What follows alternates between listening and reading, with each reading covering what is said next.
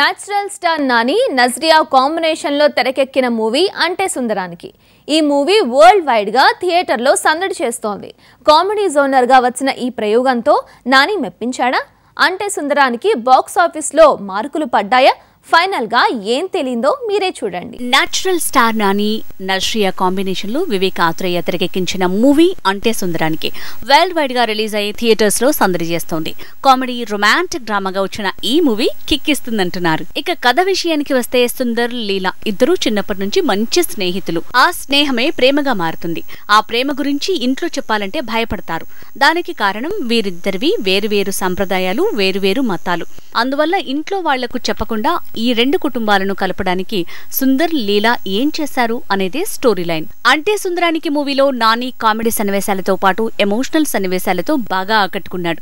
అక్కడక్కడ సాగదీతగా ఉన్నప్పటికీ నాని కామెడీతో సినిమాని నిలబెట్టి సుందర్ గా మెప్పించాడంటున్నారు. లీలగా నజ్రియా ఈ సినిమాకి ప్లస్ అయిందంటున్నారు. ఇక నరేష్, రోహిణి, నదియా, పెరుమాళ్, హర్షవర్ధన్ అందరూ తమ పాత్ర మేరకు పర్లేదనిపిస్తున్నారు. అంటే సుందరానికి మూవీని comedy, love, emotional and religion ఇలా అన్ని ఎలిమెంట్స్ ని మిక్స్ చేశాడు డైరెక్టర్.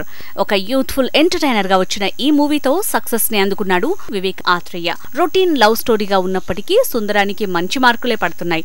ఇక మ్యూజిక్, సినిమాటోగ్రఫీ, ఎడిటింగ్ సినిమాకు ప్లస్ అయ్యాయి. శ్యామ్ సింగ్ రాయ్ తో బ్లాక్ బస్టర్ ని సొంతం చేసుకున్న నాని ఇప్పుడు అంటే సుందరానికి మూవీతో మరో సక్సెస్ ని తన ఖాతాలో వేసుకున్నాడు.